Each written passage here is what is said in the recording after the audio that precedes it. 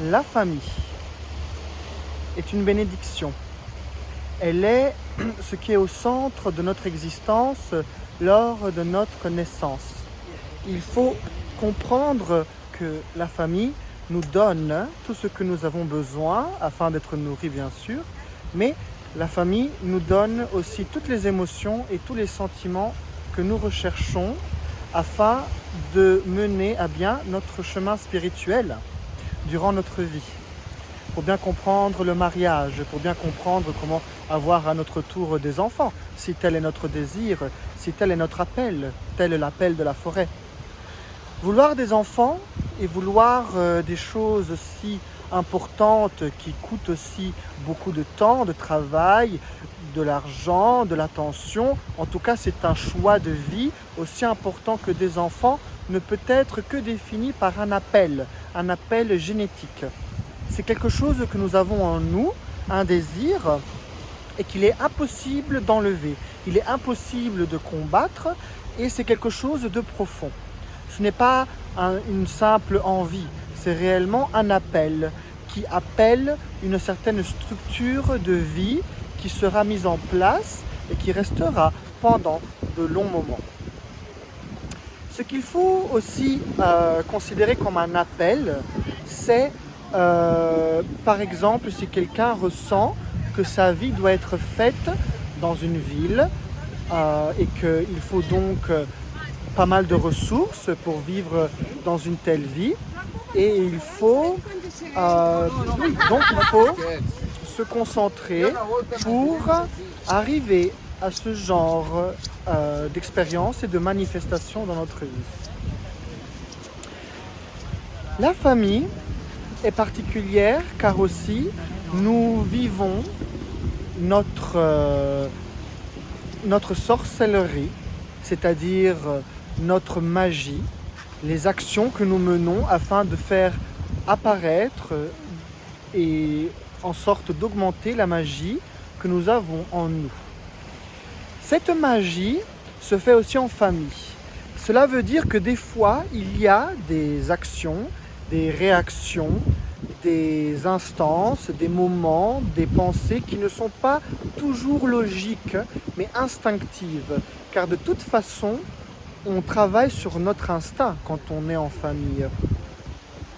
Et le travail de cet instinct, pour pouvoir le polir et le modeler, pour pouvoir le construire, il faut donc se concentrer sur la patience, bien sûr, l'impatience n'est pas de mise, mais sur la compréhension de notre côté bestial.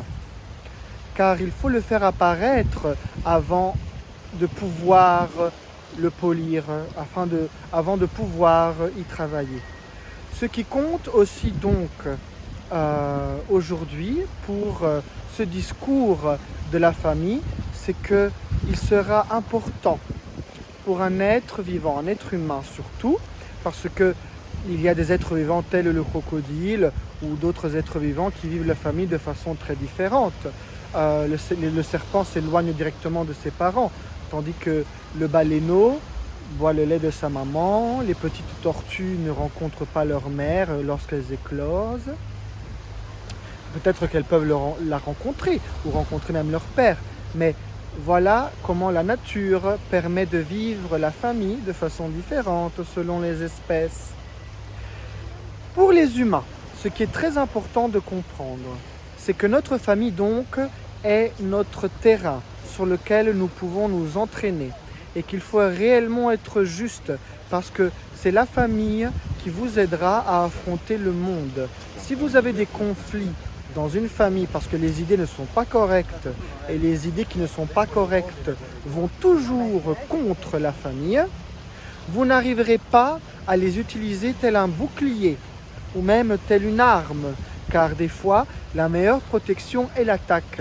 Mais l'attaque dans le sens d'être vif, vaillant, courageux, éveillé et conscient. Il faut comprendre qu'il est nécessaire d'avoir les connaissances en famille aussi, afin de les partager pour devenir réellement une image, exemple dans ce monde où la famille montre la pureté de l'humain. La famille, en conclusion, est accompagnée par cette seule et unique définition. La famille permet le travail spirituel sur un plan indulgent où l'exercice commun permet un entraînement par rapport au monde collectif. La spiritualité est donc le secret, c'est le bonbon, c'est la nourriture de la famille. Soyez vigilants, soyez vaillants, soyez d'amour. Atlantis Lux et la Roca.